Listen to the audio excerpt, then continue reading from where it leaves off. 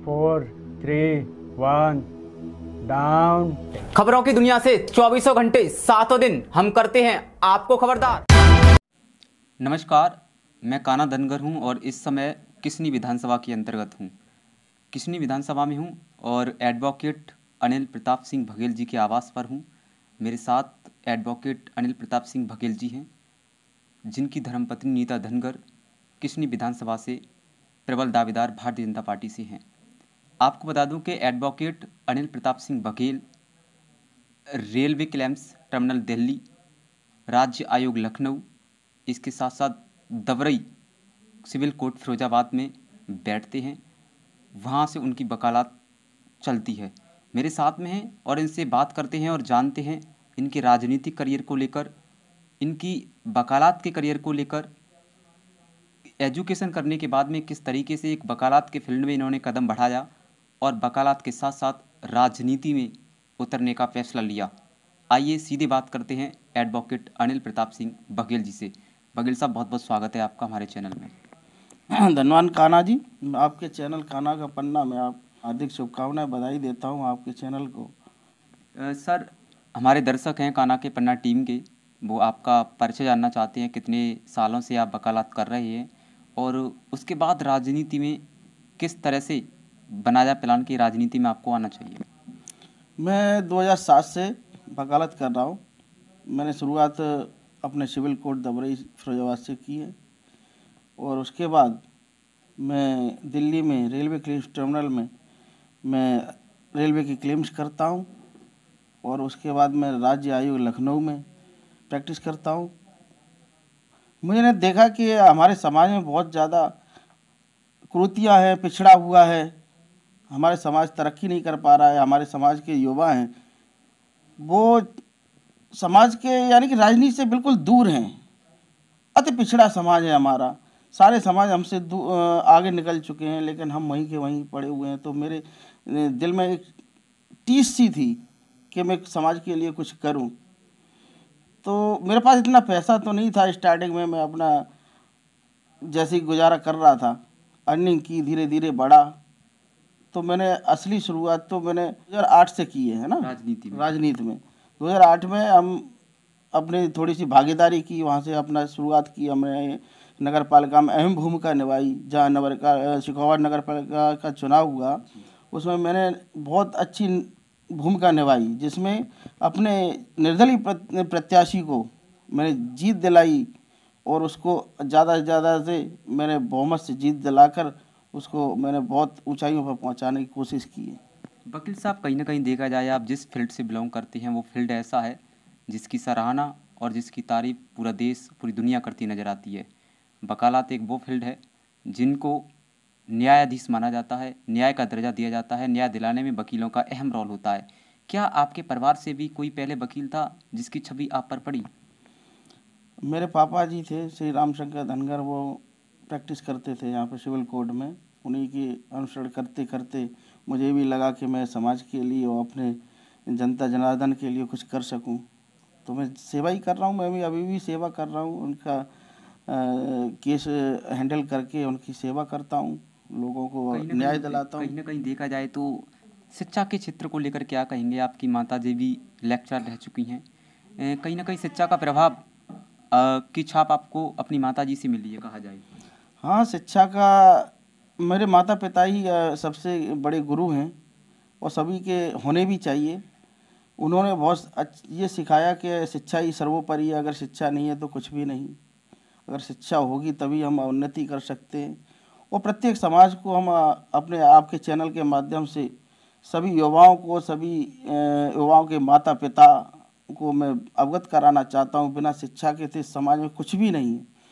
जब तक आपका बच्चा पढ़ लिख के गुण नहीं जाएगा, गुण अवगुण तो सब में होते ही हैं, और जब तक शिक्षा नहीं तब तक आप ये समझ लो एक अंधे की तरह हैं। कुछ आपको नज़र नहीं आएगा इस समाज में। अगर पढ़े लिखे होंगे तो आपको पूरा विश्व दिखाई देगा। कहने का मतलब शिक्षा वो शेरनी का दूध है जो जितना पिएगा उतना दहाड़ेगा। बिल्कुल, वो तो दहाड़ेगा ही। तो एक बिना शिक्षा के कौन है, कुछ हो भी नहीं सकता। वो ज़माने चले गए बिना शिक्षा के, कि जब हमारे देश गुलाम हुआ करता था, हम पढ़ लिख नहीं पाते थे, अंग्रेज़ों के अधीन हुआ करते थे। तो अब तो हमारा स्वराज्य है, हमारी बीजेपी की सरकार चल रही है, कितने शिक्षा पे कोई योजनाएं दे रही है, नई नई योजनाएं लेके आ रही है, बच्चों को मुफ्त शिक्षा दे रही है, किताबें, ड्रेस वगैरह ये सभी मुफ्त दे रही है, खाना मुफ्त दे रही है। तो बच्चों को, गार्जियंस को चाहिए कि अपने बच्चों को ज़्यादा से ज़्यादा पढ़ाए लिखाए और योग्य बनाए, जिससे कि अपने समाज को सर्वोपरि करके देश में, प्रदेश में, देश में और विश्व में नाम करे। हमारे ज़्यादा से ज़्यादा डॉक्टर, इंजीनियर हों, जो कि विश्व में जहाँ चाइना, अमेरिका स्थित हैं, वहाँ उससे ज़्यादा भी उन्नति करें हम। बघेल साहब, अगर देखा जाए तो अभी 2022 का चुनाव नज़दीक है विधानसभा का, जिसमें आपकी धर्मपत्नी श्रीमती नीता धनगर जी प्रबल दावेदार हैं भारतीय जनता पार्टी किसनी विधानसभा से। किस तरह की तैयारियां आपकी चल रही हैं किसनी विधानसभा में? कान्हा जी, मैं अवगत कराना चाहता हूँ कि जो मैंने अपनी धर्मपत्नी श्रीमती नीता धनगर एडवोकेट को मैं जो आज किसनी विधानसभा में उतार रहा हूँ, उनको प्रत्याशी बनाने की कोशिश कर रहा हूँ। तो इससे पहले मैं सिरसागंज विधानसभा में अपनी खुद सेल्फ तैयारी कर रहा था। तो किन्हीं कारणों से, राजनीतिक कारणों से मैं यहाँ पर नहीं कर सका। तो मैंने विचार बनाया कि इन पर सुरक्षित, धनगर का सर्टिफिकेट भी है, सुरक्षित सीट है किसनी विधानसभा, मेरे बघेल समाज की भी जनसंख्या खूब अच्छी है, करीब 55 से 60 हज़ार के बीच में है। तो क्यों न इनको उतार दिया जाए, तो इनको ही विधायक बनाकर अपने समाज की सेवा की जाए, जिससे एक हमारे समाज को शिक्षा भी मिलेगी कि लक्ष्मी एक घर की होती है, महिलाओं को बढ़ावा मिलेगा, महिलाओं को बहुत इनसे प्रोत्साहन करने का वो मिलेगा।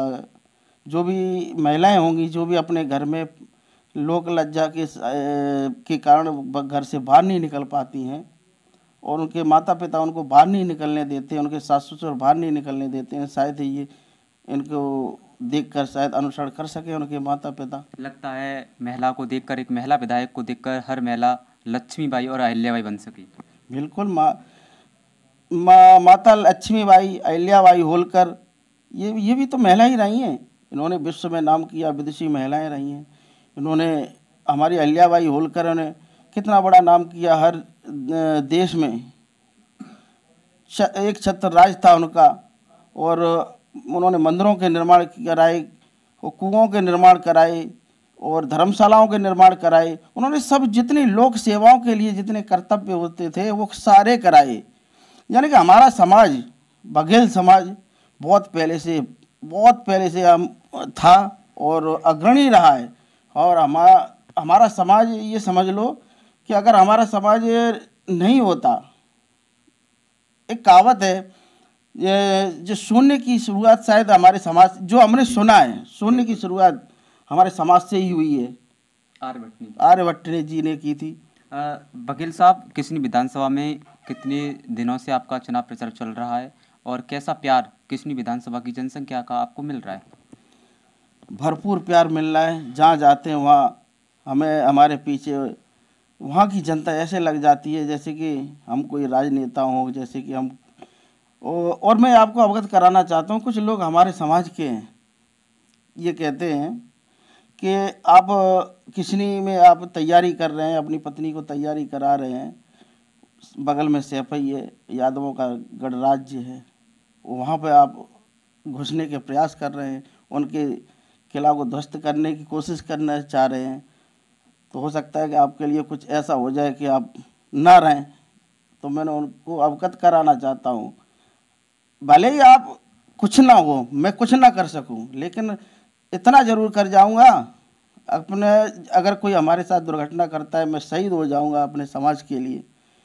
तो ये तो नाम हो जाएगा। एक राजू पाल थे इलाहाबाद में, और एक अनिल प्रताप सिंह होंगे किसनी विधानसभा में। बिल्कुल। अगर वकील साहब देखा जाए तो जनता, जो विधानसभा की जनता होती है, वो एक शिक्षित पढ़े लिखे विधायक को चुनना चाहती है। आप भी वकील हैं, आपकी धर्मपत्नी जी भी वकील हैं। क्या लगता है, जनता इस बार मूड बना चुकी है कि एक शिक्षित पढ़े लिखे और वकील को विधायक बनाया जाए? ये सिर्फ वकील ही नहीं है, ये अध्यापिका अभी की ट्रेनिंग कर चुके हैं, बीएड है, एमए बीएड है, एक वकील भी हैं। मुझे नहीं लगता कि इनसे ज़्यादा कोई अभी ऐसी महिला होगी जो कि एलएलबी की है, वो बीएड हो, एमए और म्यूजिक से इन्होंने अलग से डिप्लोमा कर रखा है। तो इनसे ज़्यादा भला हमारे समाज अभी तो कोई है नहीं, और ये अगर विधायक बन के अगर ये बनती हैं और जनता की सेवा करने का अवसर मिलता है तो इनसे भला मुझे नहीं लगता कोई कर पाएगा। अगर वकील साहब देखा जाए तो अगर किसनी विधानसभा से भारतीय जनता पार्टी आपकी धर्मपत्नी एडवोकेट नीता धनगर जी को प्रत्याशी बनाती है तो क्या क्या मुख्य धाराएं रहेंगी किसी विधानसभा के विकास के लिए? सर्वप्रथम तो मैं वहाँ पे जाता हूँ तो ग्रामीणों की समस्याएं देखता हूँ, महिलाओं की समस्याएं देखता हूँ। तो ये महिला के नाते ये महिलाओं की समस्याएं सारी निपटाने की कोशिश करेंगी। वहाँ पे खरंजा नाली और ये पानी की समस्या होती हैं, पानी की निकासी की समस्या होती हैं, रोडों की समस्याएं होती हैं, उन सब का निराकरण करने की कोशिश करेंगे। जितना हो सकेगा उतना हम भरपूर प्रयास करेंगे। क्या कहना चाहेंगे, 2022 का चुनाव है, किसकी सरकार देख रहे हैं इस बार? डेफिनेट है बीजेपी की सरकार बनेगी। ये तो आप भी देख रहे हैं, आपका चैनल आप चारों तरफ घूम रहे हैं, आप भी देख रहे होंगे, पूछ रहे होंगे, लोगों से सर्वे कर रहे होंगे। विपक्ष में लगातार समाजवादी पार्टी से गठबंधन पर गठबंधन हो रहे हैं, फर्क पड़ने वाला है भाई इसमें? भैया गठबंधन कितने भी कर लो कुछ होने वाला नहीं है। आप कहीं सपा बसपा, और अभी देखा ही था हाल क्या हुआ था, है तब भी बीजेपी भरपूर। विपक्ष आरोप लगा रहा है डीजल पेट्रोल से तक लगा चुके, इस महंगाई का ज़माना है, उधर का 2022 के डर की वजह से मोदी जी ने कृषि कानून वापस ले लिए। अरे ये किसने कहा कि कृषि कानून डर की वजह से ले लिए? विपक्ष बोल रहा है ना, विपक्ष गलत बोल रहा है, विपक्ष को ऐसे बोलना नहीं चाहिए। उन्होंने कृषि कानून अपने घर के, अपने जो हमारी जनता है, आपके ये समझो अगर हम आपके अपने परिवार में बैठे हुए हैं, अगर हम अपना कोई निर्णय देते हैं, अगर हमारे परिवार के सदस्यों को अच्छा नहीं लगता है तो वो भी हमारे मुझसे नाराज़ हो जाते हैं। तो हम अपने परिवार के मुखिया होने के नाते अपनी जो शर्त है वो अपने मैं वापस भी ले सकता हूँ। वैसे ही हमारे प्रधानमंत्री महोदय हैं, तो वो ये पूरा उनका जो भारतवर्ष है पूरा उनका परिवार की तरह है। उन्होंने जो कृषि कानून बनाया था किसानों की सुविधा के लिए बनाया, किसानों की नहीं आया समझ में, तो उन्होंने अपने परिवार के सदस्यों की तरह, एक गार्जियंस की तरह उन्होंने अपने वापस ले लिया कृषि कानून। इसका असर देखने को मिलेगा भाई इसमें? ज़रूर मिलेगा। और मैं आपको बता दूं, कुछ लोग कहते हैं कि मैंने सुना है कि मोदी जी की 56 इंच की छाती कहाँ गई।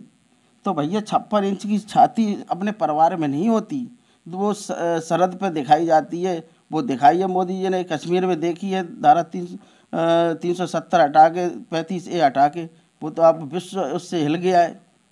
और सारे हमारे मुस्लिम कंट्रीज़ हैं, पाकिस्तान है, वो हमारे मोदी जी से कितना डर रहा है। ये तो आप साहब, dream one movement of Kishni विधानसभा, एक ऐसा मुख्य उद्देश्य क्या रहेगा विधायक बनने के बाद में किसनी विधानसभा वासियों के लिए कि वो अलग तरीके से होगा, एक कोई विकास ऐसा जो किसनी विधानसभा के लिए पहचान बन जाए?